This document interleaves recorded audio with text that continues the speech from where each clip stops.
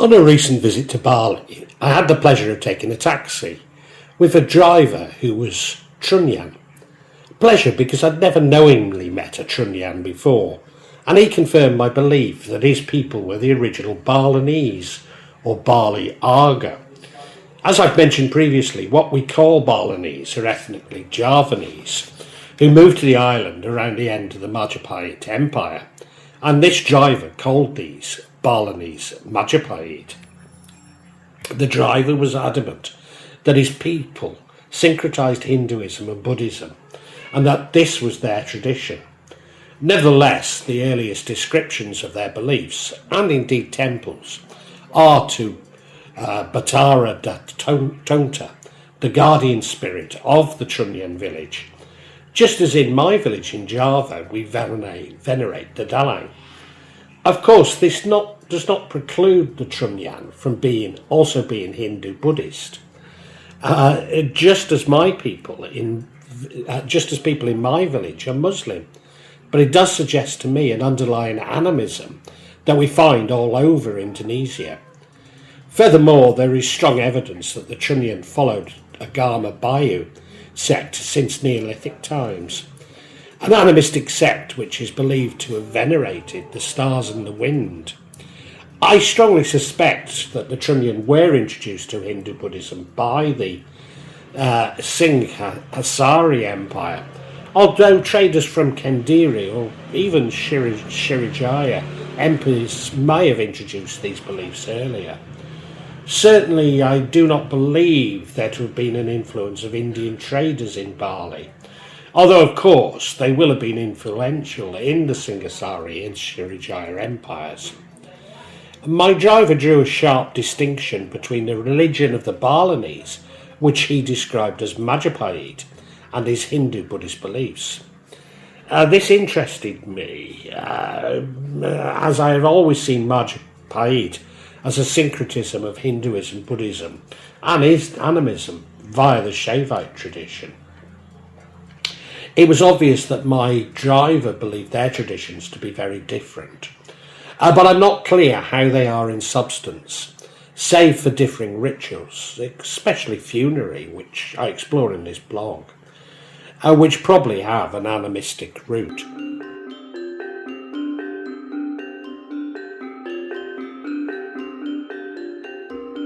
When I released my vlog on Balinese Hinduism, one viewer commented that Vedanta is the core of Hinduism in every place and culture. Whatever is Indonesian or Indian Hinduism, the differences are only in culture and how the local tradition interprets it. As I read this, I thought I agreed with it in principle, but possibly disagreed with it in interpretation. Vedanta emphasises karma, samsara and moksha, concepts which run through beliefs across Indonesia and especially in Bali. But it also provides the metaphysical categories of Brahman or Isvara, the ultimate reality, Atman or Jivatan, the individual soul or self, Prakriti or Jagat, the empirical world, ever-changing physical universe, a body and matter. Certainly the Advaita non-dualist school of Vedanta is much in evidence within thinking and belief systems across Indonesia. The Vedas, and in particular the Artha Vedas, seem to provide an operationalised philosophy towards life, which is much in evidence in Bali. Furthermore, the Artha Veda embodies the magical aspects of an animistic belief system, again much in evidence in Bali today. But Vedanta came at a time when India was rejecting Buddhism, particularly by incorporating it, whilst in Bali elements of Buddhism remain strong. Indeed, I believe what we call Balinese Hinduism to have as much in common with Buddhism across Southeast Asia as it does Hinduism in India. Furthermore, there is no real evidence that Bali was influenced by or absorbed by the various schools of Vedanta. And my real reluctance to engage with this viewer was my concern about how the underlying animistic beliefs of Indonesia had been suppressed and now derided, albeit that almost all Indonesians actually subscribe to some. There are a wealth of academic arguments about various religious belief systems, which are seemingly located within the scriptures and appear to be structurally logical. But whether they describe the beliefs of the common people is actually highly speculative. Certainly when speaking to common Balinese people, they have very limited knowledge of the Vedas or the Hindu pantheon, but are acutely aware of traditions and practices on the island. I also read a post on another channel which I suspect correctly argued that across Indonesia it was only the royalty and elite whom actually converted to Buddhism and Hinduism. I would argue to a lesser extent this is true even for Islam. Certainly my mother-in-law, whom I never met, whom, although well versed in Kejawen practices, was unaware of how Muslims pray, despite being officially described as a Muslim. That the common people, my mother-in-law included, retained their animistic beliefs and only casually subscribed to a world religion. This poster also argued that the common people often, however, venerated a single god, Sang Hyang Widi Wasa, whom for Muslims became Allah. Maybe my unconscious knowledge of this was behind my reluctance to engage with the viewer, as it is this belief of the common people which interests me, and not the hegemony of the elites. Certainly this would appear to describe why Balinese Hinduism, in practice, really doesn't feel at all like Indian Hinduism. Perhaps also why Javanese Islam, in practice, really doesn't feel like the Islam of the Middle East. What should be apparent is that I have little interest in developing the debate. Are the Balinese actually Hindu? Interesting though this may be to many, it's clearly highly controversial and politicised. What matters to me is what the common people on the island actually believe and how this relates to my experiences in Bali.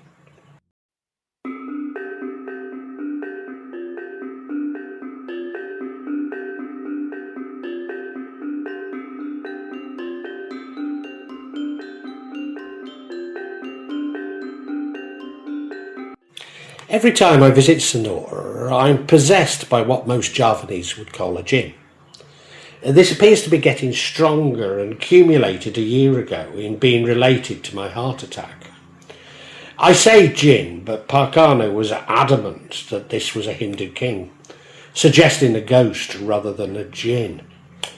Since then the attacks have been more frequent, and while strong have not resulted in another heart attack.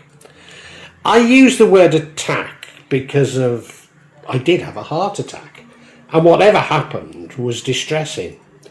But just because it appeared to harm me does not mean that it was malicious. Indeed, I've learned that I'm merely an observer, and what I experience is often by chance, and that I have no right to attempt to control these events. I always stay in the Hang Tua area of Sanur, very close to the cemetery which connects Hang Tua to Matahari Terbit. I had discounted this as irrelevant, but I'm increasingly changing my opinion on this. My change of opinion implies that I'm being possessed by ghosts of the uncremated, but this is exactly what I'll explore in the rest of this vlog. And nevertheless, I might add that whilst Karno's Hindu king may have been in the cemetery, it's unlikely that he was uncremated. Indeed, given Sanur's history, most likely he self-immolated. Whilst I associated possession and attempted possession with many physical ailments, especially rheumatism, aches and pains, I began to sneeze, cough and have an asthma attack when affected. This occurred on this visit as my plane was compressing for landing in Bali, as I was also afflicted on return to Jakarta. Maybe it's simply related to cabin pressure, but my heart attack occurred last year only hours after landing in Bali. There are many new restaurants on Matahari Terbit, but there is one in particular where a jazz band plays, and much has been spent on lavish surroundings. During our first meal there on this visit, my wife, also a Tulung Wangi, felt something strong, but didn't mention it to me. Shortly afterwards, a waitress fell to the ground and was moving as if in an epileptic fit. But we were told that she had simply been daydreaming. My wife was reluctant to visit again, but she hadn't shared her experience with me. We went back to the restaurants. On this occasion, she felt something very strong indeed. Given that I'd had a heart attack only a year previously, she was concerned for me. I was indeed attacked, and it was extremely strong. As always, I sneezed and coughed, and my face went red as though my blood pressure was raised. In the past, Karno had suggested that, and it seemed to make sense, that such attacks reflected anxious business owners petitioning the paranormal to assist their businesses. This made complete sense, as the owner of this restaurant had spent a fortune on building it, and it was still to achieve significant customers. Furthermore, the last time we stayed in our current hotel, I was possessed as a result of them using the paranormal for wealth. Indeed, the spirit had been hiding in large urns in reception, which were no longer there. Furthermore, as I have indicated, this restaurant was very close to the cemetery.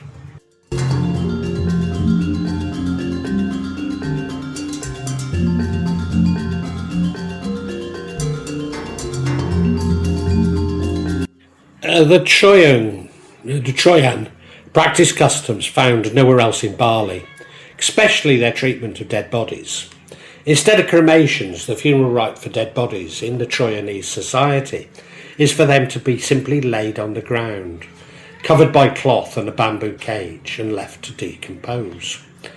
The influence of an ancient banyan tree known as Taru Menyan, literally nice smelling tree, near the burial ground, is thought to keep the corpses from smelling putrid. It's said that the tree emits a scent that neutralises the smell of rotting bodies. It's also said that from this tree the name Troyan is derived. When the corpse is fully decomposed, the skull is placed on a stair-shaped stone altar, which is located 50 metres north of Banjar Kuban, a special place that can only be reached by boat. Only the bodies of married couples are allowed to be treated like this. If the deceased is not married, the body is buried at a cemetery.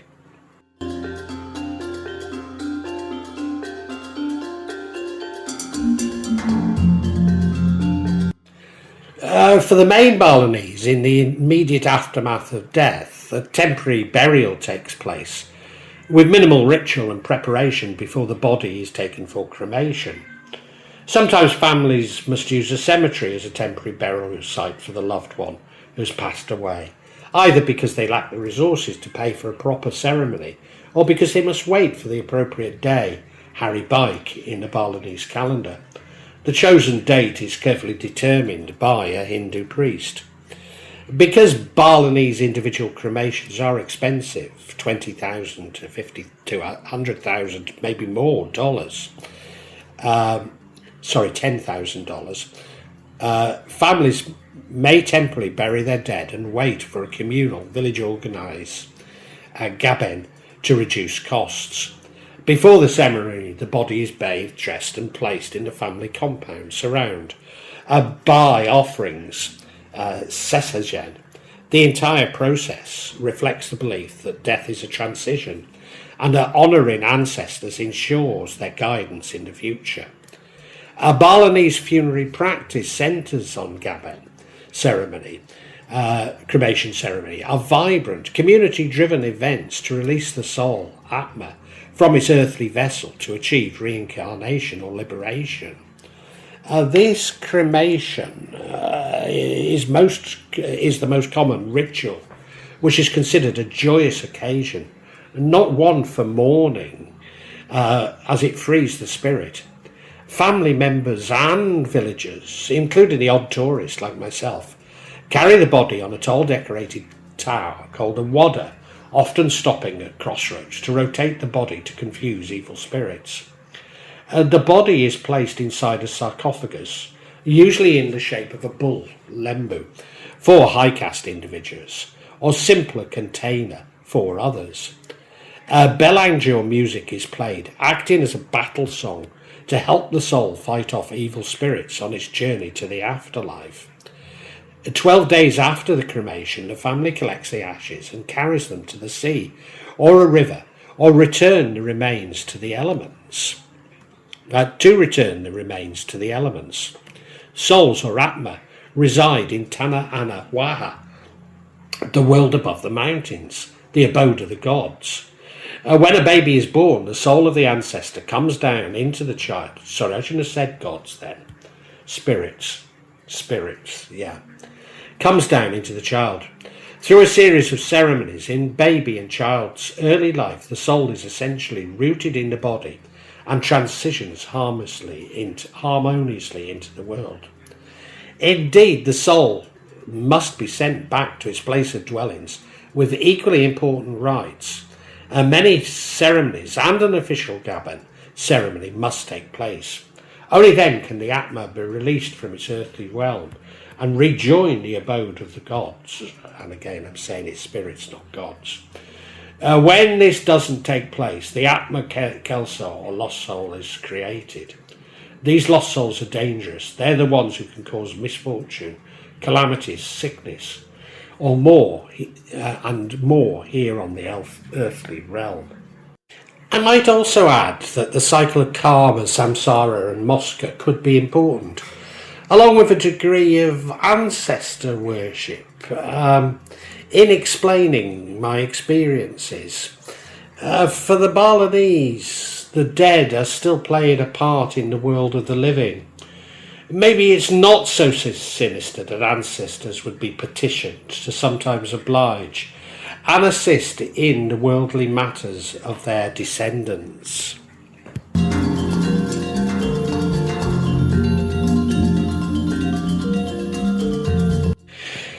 Ghosts and spirits are important parts of Balinese culture and folklore. The Balinese believe that making offerings, changan sari, and performing rituals, they can appease the spirits and thus ensure their well-being and prosperity. Penunggung Karang are like Thai ghost houses, San Prapum, and found outside most buildings in Bali. They protect the home from negative, seen or unseen influences and ensure harmony by offering a home to local spirits. And what I have learned from my experience is that the paranormal is that my beliefs are irrelevant. As I am sorry to say, so are yours. Indeed, religious dogma has in the past been particularly unhelpful in deciphering what has happened to me. Thus I no longer see everything as a jinn, and especially dispense with hierarchies which are flights of fancy of the human mind. No longer judge good and evil, indeed no longer seek to explain things through simplest prescriptions. What matters are the beliefs of the locals which interact with the paranormal. Lost souls aren't only created through failed death rites. Minor accidents can also create these. When a Balinese Hindu trips, falls off a bike, has a great shock, they risk their soul being spilled. This is usually determined if the person has lost consciousness or acts strange after the incident. When someone has lost their soul, they become distressed, traumatized, and perpetually confused. To amend this, new ceremonies must take place to secure the soul, or indeed ensure that it is given a deserved path back to Tanah Ana Waya, where it will wait to be reincarnated again. Transpossession, spiritual meditation, are seen in Bali in many ways. During long, very spiritual charged processions, such as from the mountain temples to the pilgrims to the sea. Pilgrims may all of a sudden freeze, close their eyes, raise their arms and begin to dance. Some may even speak in tongues. Others may only eat certain foods. Until a priest comes and sprinkles holy water on them, during which they may faint and rest on the floor. At ceremonies, it is often in voluntary possession, where one is at the will of the ancestor or Ida Batara deity who has taken over the mind, although such behaviour is not uncommon in Indonesia.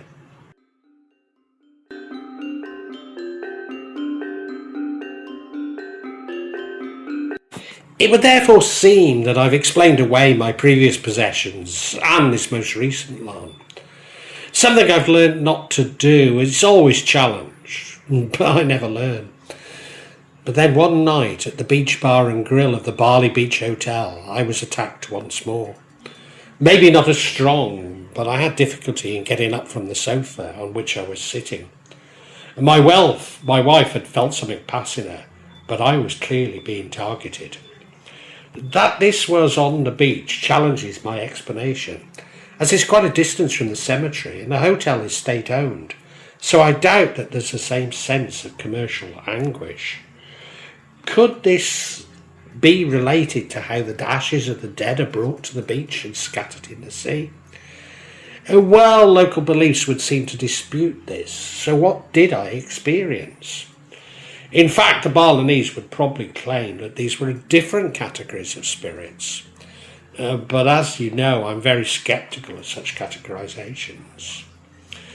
This leads me back to my own beliefs that these entities that I've experienced possessing me aren't actually external, simply external energies related to the common beliefs of the living and the dead in the area. But what I have really learned is to stop seeking meaning, categorising and judging. And in dissipating my ego in this way, my experiences are becoming stronger and more frequent.